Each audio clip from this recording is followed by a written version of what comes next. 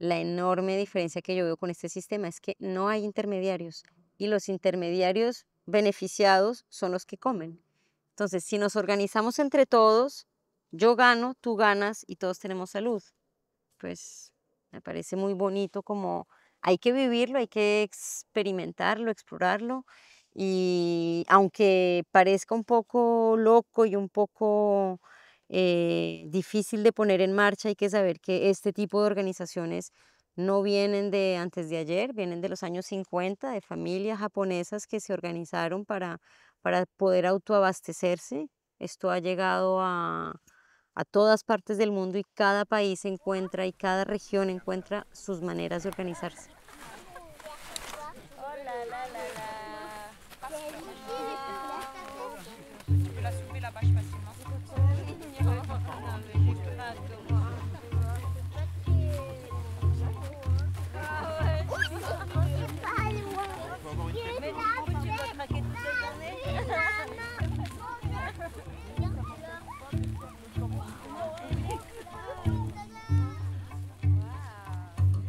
L'histoire des AMAP remonte en fait au Japon, donc c'est l'après-guerre.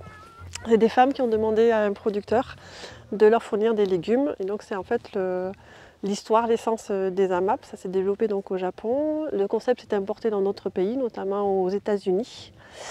Et il est arrivé en France par le biais d'un couple d'agriculteurs qui étaient allés voir leur fille aux États-Unis.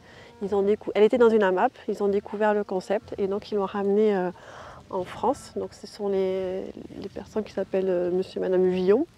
Et eux, ils étaient en grande difficulté, parce que ça fait longtemps qu'ils étaient maraîchers, pour la grande distribution, avec des retours en masse de légumes qui étaient refusés parce que pas le bon calibre, pas la belle couleur. Et donc ils voulaient complètement sortir de ce système et donc ils ont commencé à travailler en AMAP. Donc ils ont créé la première AMAP en France.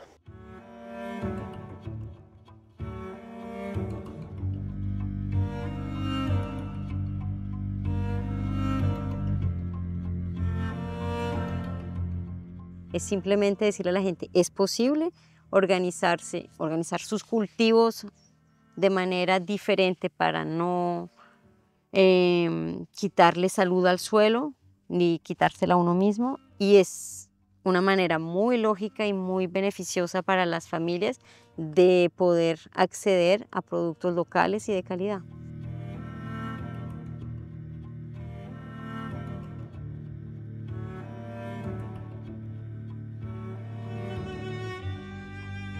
Bah, c'est un projet effectivement qui vise à se rapprocher et à soutenir l'agriculture. Donc il y a un aspect militant quand même parce qu'on se rendait compte que bah, le système essaie de nous faire croire, parce que j'habite en ville depuis des années, mais le système essaie de nous faire croire que le monde paysan, bah, il n'y avait pas besoin qu'on s'y intéresse, il fallait pas qu'on y aille, c'était pas pour nous, que les industriels s'occupaient bien de nous nourrir. Or, en fait, quand même, on mange des produits qui sont issus de l'agriculture, qui sont des produits vivants à la base.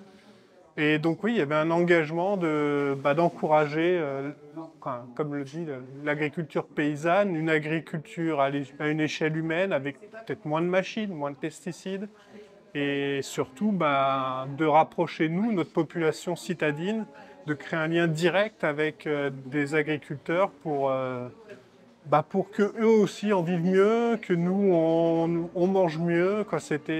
Voilà, il y avait un aspect de rejet effectivement d'un système trop industrialisé, même sur des produits finalement du vivant, quoi. Voilà.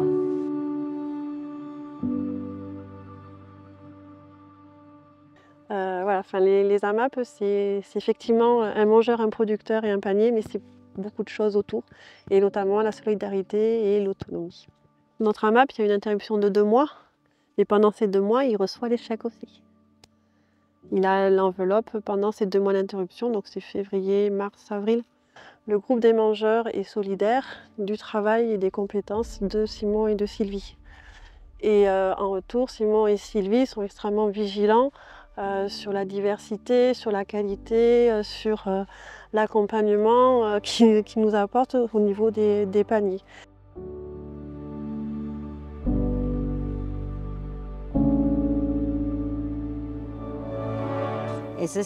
solamente la sigla asociación, es decir, que nos vamos a poner todos alrededor de una mesa para crear un proyecto de abastecimiento de temporada con una cantidad de familias que se estipula al avance, con un contrato, se firma un contrato, un papel en el que cada agricultor va a estipular la cantidad de familias que se compromete a alimentar durante tantas semanas al año. Entonces, ¿cómo se organiza esto? Entonces, un productor puede ser un productor de hortalizas, puede ser un productor de trucha, puede ser un productor de miel, puede ser un productor de carnes, puede ser un productor de pan, ¿sí? O sea, el que produce, el campesino puede producir muchas cosas. Yo puedo producir huevos y hortalizas y puedo meter eso en un solo contrato. Entonces, yo en el contrato voy a estipular, yo me comprometo a organizar distribuciones semanales. En verduras suelen ser semanales porque la verdura nace y sale rápido del campo. En carnes puede ser una vez al mes, en panes una vez todos los 15 días, en fruta suele ser una vez cada 15 días, depende realmente el tipo de producción de la que se esté hablando. En hortalizas es una vez a la semana. En mi contrato, por ejemplo, yo estipulo que puedo y me siento capaz de producir 45 semanas al año. Je le fais à Revel, donc c'est mon frère qui cultive le blé. Ce sont des blés paysans, ce sont des variétés qui n'ont pas été modifiées pour l'agroalimentaire. Et c'est du pain au levain bio. Et donc je le transforme à 50 km d'ici. Et je viens chaque semaine porter ma fournée. Je fais une fournée par semaine seulement.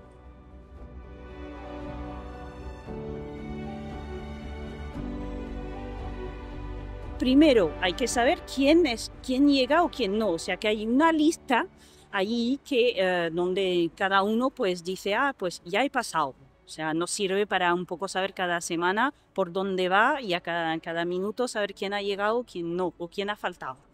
Pues entonces llegamos, recogemos la verdura, la repartimos normalmente equitablemente y pues si hay una producción que da un poco menos, pues nos toca entre medio pañé, pues decir, pues mira, si esta semana hay un poco menos, tú lo coges, yo la semana que viene cogeré otra cosa, ¿no? Pueden ser canastas más grandes, más pequeñas, eso depende de la relación que uno teja con cada grupo de familias. Se necesitan más, se necesitan menos y lo estipulamos en el contrato. Y la forma de pago es otra de las grandes revoluciones de este tipo de ventas. Se estipula que se paga con anticipación al campesino la producción.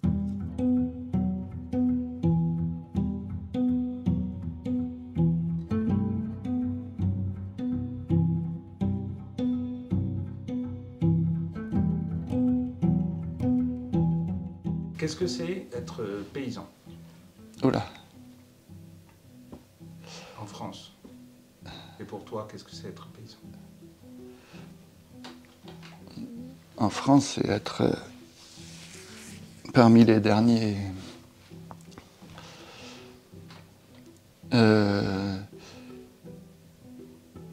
Non, je sais pas. Paysan, moi, pour moi, dans la définition, c'est pour ça à un moment même j'avais un peu du mal à me revendiquer paysan parce que pour moi, la définition, c'est quelqu'un qui produit, mais en grande partie une culture vivrière, qui est quasiment totalement autonome, c'est-à-dire en tout, ça voudrait dire en semences, en compost, en terreau pour faire les semis, enfin une énorme autonomie et une grande autoconsommation et une revente des surplus éventuels ou un échange. Mais en France, il n'y en a pas. Je peux revenir sur l'idée que pour moi, avant de mettre un pied dans le monde agricole, le paysan, c'était celui avec le tracteur qui travaillait des centaines d'hectares et qui plantait qui semait des céréales et qui récoltait des céréales. Mais à travers les expériences qu'on a vécues à la ferme ou dans dans le réseau de personnes qui se sont installées ailleurs. Les paysans, c'est aussi des personnes qui ont des fermes avec de taille, de plus petite taille. Et plus petite, ça ne veut pas dire qu'ils font moins de travail, je dirais au contraire qu'il faut beaucoup de travail, mais qu'ils utilisent moins de moyens mécaniques. Yo desafortunadamente no tuve la oportunidad de ser campesina en mi país, en Colombia, pero me hubiera encantado, porque considero que hubiera sido quizás mucho más feliz allá que acá, porque aquí las condiciones se vuelven muy rudas. No hay que idealizar ni mucho menos pues, contextos, porque la vida del campesino es dura. Entonces, volver a hacer eso, no creo que sea capaz, pero juntarme con otros y hacer minga común con otros, sí me le mido seguro.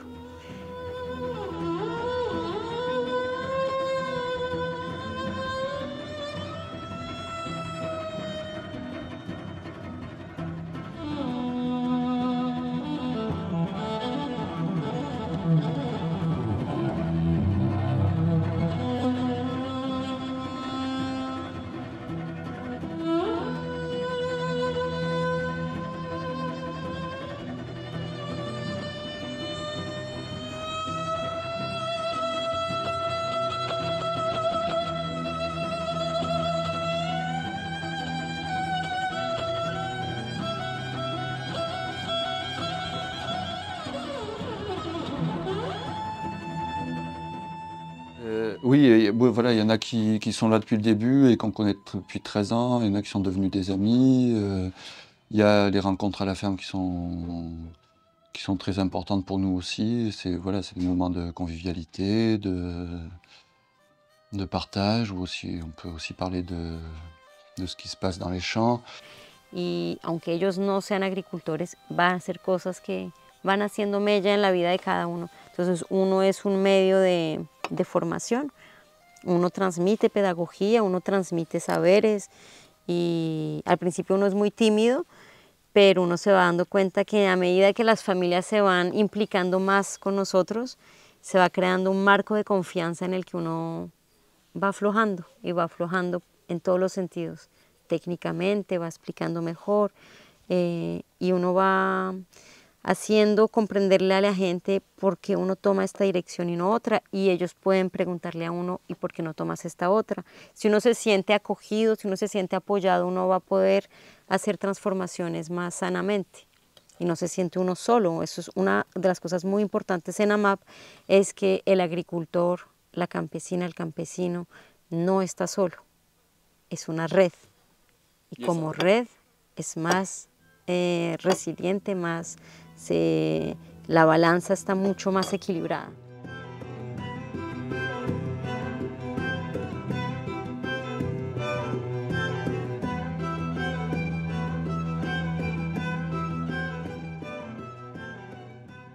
Et sinon, par rapport au principe des AMAP, je pense que c'est quand même mieux quand il y a un groupe qui est constitué, un groupe de mangeurs qui est constitué, qui va chercher un maraîcher.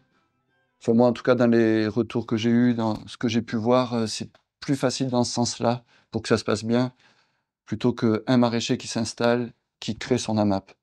Bon, ça existe aussi, et je pense qu'il y en a qui fonctionnent. Mais bon, en tout cas, moi, je préférerais que... Enfin, c'était comme ça, il y avait le groupe déjà constitué qui a voulu rencontrer un maraîcher pour qu'il les fournisse, et pour moi, ouais, c'était très bien comme ça, quoi.